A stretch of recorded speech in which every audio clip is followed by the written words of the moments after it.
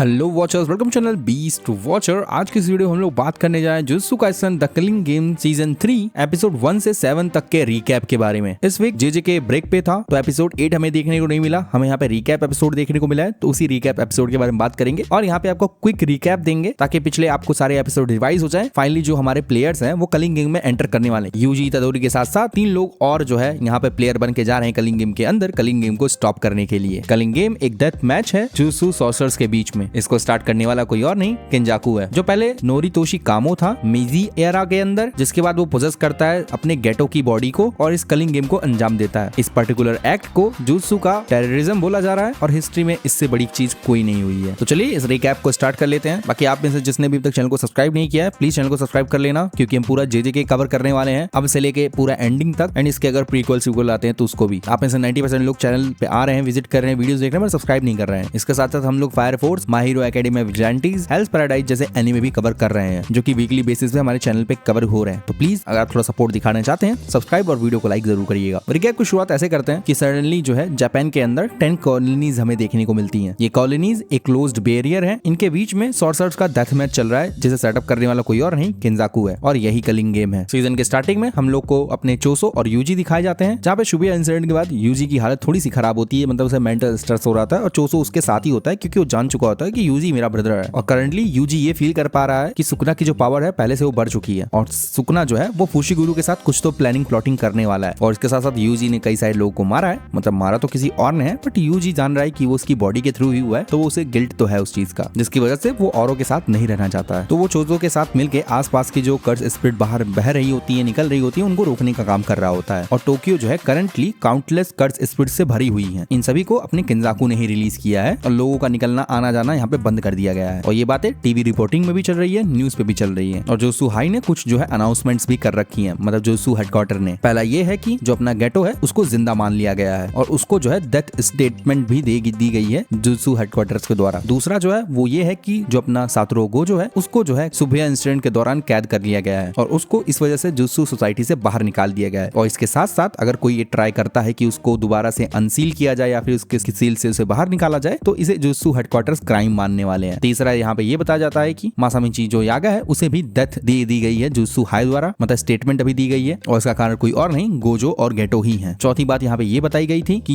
UG इतादोरी को suspend कर दिया गया है और उसको भी डेथ सेंटेंस दे दी गई है। मतलब यूजी पे डेथ सेंटेंस पहले से ही थी, गोजो की वजह से रुकी हुई थी, बट उसको अब जो है दोबारा प्रोसीड कर दिया गया है और उसका जो एग्जीक्यूशन है जल्दी ही होने वाला है। और ये सारी बातें अपने यूजी इतादोरी को लगभग एक हफ्ते के बाद ही पता चलती है शुभिया इंसिडेंट के। अब जहाँ पे अपने यूजी और चोसो इन कर्स स्पिरिट की क्लीन कर रहे होते हैं दूसरे से दूर हटके, वहीं पे एंट्री होती है नोया जनिन की, जहाँ पे वो आते यही बोलता है कि तुम्हारे ऊपर से सातोरू गोजो का हाथ हट चुका है और तुम्हें जो है डेथ सेंटेंस मिल चुकी है। नोया जनिन अपने नोयाबितो जनिन का बेटा है और नोयाबितो जनिन 26th हेड है जनिन क्लैन का। अपना जो नोया है वो एडवांटेज लेना चाहता है यूजी इतादोरी के एग्जीक्यूशन का, ताकि वो इसमें फंसाकर अपने फुशिगुरु को भी मार सके। यहाँ पर वो चोजो और यूजी से फाइट भी करता है, क्योंकि फुशिगुरु को क्लैन का नेक्स्ट हेड बना दिया गया, जो कि नोया को पसंद नहीं है। और ये सब तोजी फुशिगुरु की वजह से हो रहा है, क्योंकि तोजी ने ऐसा कुछ पैक्ट करवाया था नोयाबितो से, जिसकी वजह से नोयाबितो ने अपने बेटे को नहीं बल्कि मेगुमी को क्लैन का हेड बनवा दिया और ये नोया चाहता नहीं है। यूजी चोजो नोया की फाइट के बीच में एंट्री होती है यूटा की। यूटा को अपॉइंट किया गया है जुजुत्सु हेडक्वार्टर्स द्वारा यूजी को एग्जीक्यूट करने के लिए, जिसके बाद हम लोग को यूजी और यूटा की भी एक फाइट देखने को मिलती है। यूटा के बारे में हमें ये बताया जाता है कि यूटा जो है स्पेशल ग्रेड का सॉर्सरर है और वो एक ऐसी कर्स एनर्जी पोजेस करता है जो कि बहुत ज्यादा है गोजो के मुकाबले भी। हमें यूटा के साथ यहाँ पर रीका भी देखने को मिलती है, जिसके बाद यूटा जो है यूजी को मार डालता है। दूसरी तरफ नोया जो है चोसो से लड़ रहा होता है। चोसो नोया से इसलिए लड़ रहा है ताकि वो इतादोरी को बचा सके। चोसो यहाँ पे अपनी ब्लड मैनिपुलेशन टेक्निक को यूज करता है और वो साथ में यूज करता है कर्स एनर्जी को ब्लड में कन्वर्ट करने वाली एबिलिटी को भी, जो कि उसके लिए यूनिक है। क्योंकि इस फाइट के दौरान नोया को लगा था अगर वो चोसो का ब्लड फ्लो करवा देगा उसे डैमेज करके, तो ब्लड की कमी की वजह से चोसो अपनी ब्लड पियर्सिंग टेक्निक यूज नहीं कर पाएगा। बट यहाँ पे नोया जो है समझ नहीं पाता है कि अपना चोसो जो है उसके पास एक यूनिक एबिलिटी है, वो अपनी कर्स एनर्जी को ब्लड में कन्वर्ट कर सकता है, जिसकी वजह से अपना जो चोसो होता है वो नोया को हरा पाता है। चोसो नोया को मार सके उससे पहले ही एंट्री होती है यूटा की, जो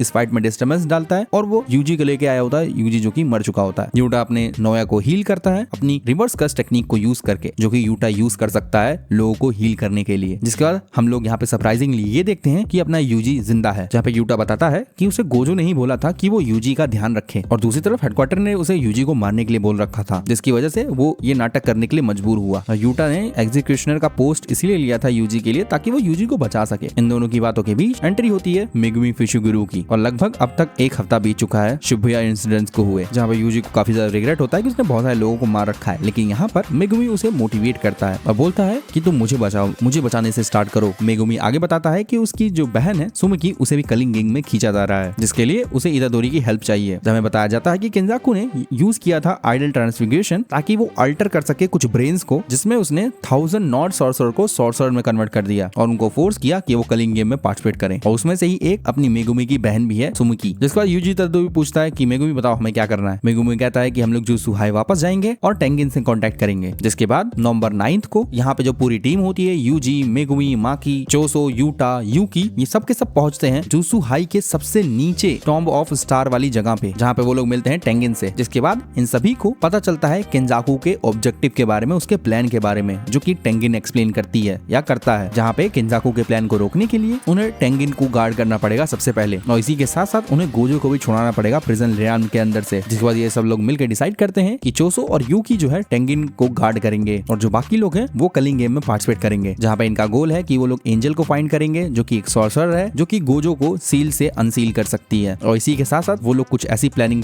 करेंगे जिससे वो लोग फुशिगिरु की बहन को बचा सके गेम में पार्टिसिपेट करने से। जिसके बाद इतादोरी और फुशिगिरु पहुंचते हैं तोचिगी। उनका गोल है कि वो लोग रिक्रूट करेंगे जुत्सु हाई के 3rd ईयर स्टूडेंट केंजी हकारी को अपनी साइड करने के लिए। ये लोग बहुत सारी प्लानिंग करके हकारी की जगह पहुंचने की कोशिश करते हैं, उससे मिलने की कोशिश तो करते ही हैं, जिसके दौरान ये लोग काफी कांड करते हैं क्योंकि यूटा ने बताया था कि जो हकारी है वो बहुत ज्यादा स्ट्रॉन्गर है। मतलब यूटा ने खुद बोला था कि वो मुझसे ज्यादा स्ट्रॉन्गर है भाई, इसीलिए हकारी उन्हें अपनी साइड चाहिए ताकि वो जल्दी से 100 पॉइंट्स इकट्ठा करके एक नया रूल ऐड कर सके, जिसकी वजह से सुमुकी जो मेगुमी की बहन है वो बच सके। अब हकारी को तो सस्पेंड कर दिया गया जुत्सु हाई से क्योंकि वो जो है फाइट क्लब रन करता था जो कि जुत्सु हाई के रेगुलेशंस के खिलाफ है। इतादोरी एक मैच को ज्वाइन करता है ताकि वो हकारी से मिल सके और उसका ओपोनेंट कोई और नहीं बल्कि जुत्सु हाई का 2nd ईयर अपना पांडा होता है और वो भी यहाँ पर सिर्फ सेम रीजन से आया होता है। पांडा भी हकारी को रिक्रूट करने आया होता है, जहाँ में पांडा के बारे में बताया जाता है कि पांडा जो है एक टाइप से कर्स का पुतला है या फिर डॉल है जिसको मासामिची यागा प्रिंसिपल ने क्रिएट किया था। जिसके बाद हमें एक और बात बताई जाती है कि यहाँ पर जो अपना मासामिची यागा था उसको फोर्स किया जाता था कि वो ब्लेम ले सके पूरे शिबुया इंसिडेंट का, मतलब पूरा ब्लेम उस पर थोपा जा रहा था, लेकिन यागा ने डेथ को चुना और यागा मारा जाता है। जिसके बाद ही पांडा यहाँ पे हकारी को रिक्रूट करने आया होता है। पांडा और यूजी जो है फेक फाइट लड़ते हैं जिसकी वजह से इतादोरी जो है हकारी का अटेंशन ग्रैब कर पाता है और हकारी जो है उसे अपने पास बुला लेता है। दूसरी तरफ जो किरारा होशी होती है जो कि अपनी हकारी की पार्टनर है, वो रियलाइज करती है कि इतादोरी जो है वो जुत्सु हाई से है और उसकी भिड़त हो जाती है पांडा और मेगुमी से। दूसरी तरफ हकारी भी जान जाता है कि यूजी जो है जुत्सु हाई से है। इस बंदे को ये नहीं पता कि गोजो कौन है, यहाँ तक कि गांव के बच्चे को पता है कि गोजो कौन है और इसको नहीं पता गोजो कौन है, जहाँ पे हकारी जो है यूजी की बैंड बजाने लग जाता है। दूसरी तरफ मेगुमी और पांडा किरारा की टेक्निक से बचते हुए हकारी की तरफ पहुंचने की कोशिश कर रहे होते हैं। किरारा की जो टेक्निक है वो है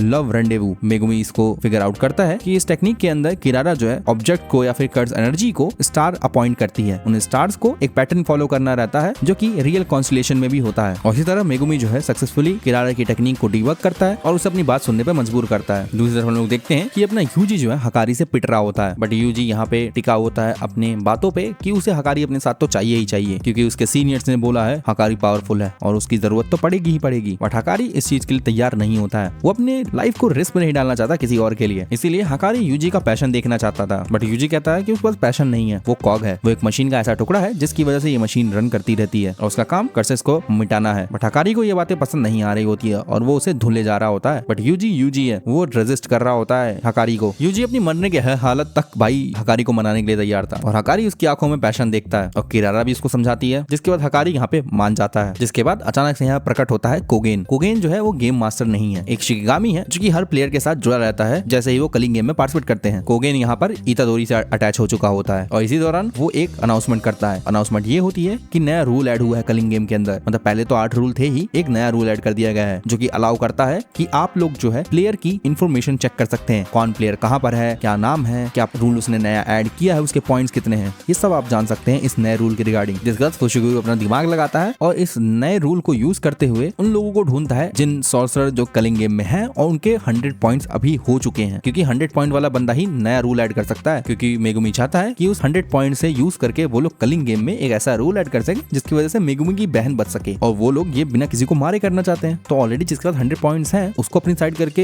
एक नया रूल ऐड करवाना इन लोग के लिए ज्यादा अच्छा रहेगा। लेकिन अगले दिन हम लोग देखते हैं माकी जो है पहुंचती है ज़निन क्लैन कुछ वेपन वेपनरी लेने के लिए, क्योंकि उसे मेगुमी ने वेपनरी की चाबी दे रखी होती है। मेगुमी हेड बन चुका है तो उसके पास चाबी है, तो मेगुमी ने उसे अलाउ कर रखा है, तुम ज़ेनिन क्लैन की वेपनरी ले सकती हो, जिसको लेने के लिए ही माकी यहाँ पे आई होती है। वेपनरी मतलब कर्स टूल। माकी को कर्स टूल की जरूरत पड़ती है ना, उसके अंदर कर्स एनर्जी नहीं है, जहाँ पे पूरा ज़ेनिन क्लैन उससे खफा होता है। माकी यहाँ पे वॉल्ट में पहुंचती है और वहाँ पे वो ऑगी को देखती है, और यहाँ पे हमें माई भी देखने को मिलती है। ऑगी ने उसे जख्मी कर रखा होता है और वेपनरी को पूरा खाली कर रखा होता है। माकी जो है वो ट्विन सिस्टर है माई की, और जुत्सु के अंदर जो ट्विंस होते हैं उनको एक ही माना जाता है। माकी यहाँ से ऑगी से फाइट करती है और बहुत ज्यादा जख्मी हो जाती है। उसे उसकी बहन के साथ ही कर्स स्पिरिट से भरे हुए एक रूम में मरने के लिए छोड़ जाता है ऑगी। माकी जो है वो फिजिकली इनहेंस्ड है हेवनली रिस्ट्रिक्टेड पैक्ट के अंदर, जिसकी उसको जो है सुपर ह्यूमन फिजिकल एबिलिटी देता है उसको टेक्निक देने के बजाय, लेकिन उसके अंदर इतनी पावर नहीं है, मतलब वो 2G के बराबर की हेवनली रिस्ट्रिक्टेड नहीं है, जिसके पास बिल्कुल भी कर्स एनर्जी नहीं थी। माकी के पास थोड़ी सी है। माकी ने जो है घर को वैसे ही छोड़ रखा होता है, मतलब ज़ेनिन क्लैन को वैसे ही छोड़ रखा होता है, क्योंकि वो लोग बहुत ज्यादा अब्यूज करते थे माकी को। जहाँ पे जब माकी और माई दोनों मर रहे होते हैं तो वहाँ पे जो माई है वो उठ के आती है माकी के पास और बताती है कि उसके पास कर्स टेक्निक है, और माकी हेवनली रिस्ट्रिक्टेड इसलिए नहीं बन पाई है क्योंकि ये दोनों ट्विंस है। मतलब जुत्सु के अंदर ट्विंस को दोनों को एक माना जाता है, और एक के अंदर एनर्जी है, माई के अंदर कर्स एनर्जी है, माकी के अंदर नहीं है, लेकिन फिर भी इन दोनों को एक मानते हुए दोनों के अंदर एनर्जी मानी जा रही है, जिसकी वजह से ही माकी हेवनली रिस्ट्रिक्टेड नहीं बन पाती है। लेकिन माई अपनी पावर्स को यूज करते हुए माकी की सारी कर्स एनर्जी अपने साथ ले जाती है और बोलती है कि तुम सबको डिस्ट्रॉय कर देना, हर किसी को मिटा देना। माई माकी की सारी कर्स एनर्जी ले जाती है और उसको छोड़ जाती है एक ऐसा कर्स टूल जो कि माई ने अपनी कंस्ट्रक्शन टेक्निक से बनाया होता है, और ये कोई और नहीं स्प्लिट सोल कटाना होती है, जो कि रेप्लिका होती है 2G के स्प्लिट सोल कटाना की। जिसके बाद माकी इस दुख से उभर पाए वो शुरू करती है मैसेकर। वो ज़ेनिन क्लैन के हर एक बंदे को इतनी बुरी तरह मारती है कि चारों तरफ बस खून ही खून बह रहा होता है। माकी इस दौरान यहाँ पे नोया ज़ेनिन से भी लड़ती है, इसकी पावर होती है प्रोजेक्शन सॉर्सरी, बट माकी यहाँ पे बहुत ज्यादा हेवीली डैमेज कर देती है नोया ज़ेनिन को, क्योंकि माकी जो है अब हेवनली रिस्ट्रिक्टेड बन चुकी है, तो उसकी जो फिजिकल एबिलिटी है ना वो इस लेवल पे है कि उसे कोई बीट नहीं कर सकता उसके मुकाबले में। दूसरी तरफ हमें दिखाया जाता है कि माकी अपनी माँ को भी मारती है, बट जो नोया जख्मी होता है ना उसको मारने के लिए माकी की माँ ही आ जाती है और वही उसे नाइफ से स्टैब कर देती है, और हमें दिखाया जाता है कि नोया यहाँ पे मर चुका है। ज़ेनिन क्लैन जो कि बिग 3 में से एक फैमिली थी, माकी ने पूरा का पूरा ज़ेनिन क्लैन ही साफ कर दिया, जिसके शाम ही मतलब उसी के शाम टोक्यो नंबर 1 कॉलोनी के एंटर करने जा रहे होते हैं अपने यूजी और मेगुमी, जहाँ पे उन लोग को इन्फॉर्मेशन इकट्ठा करनी वाली होती है हिगुरुमा और काशिमुकी, क्योंकि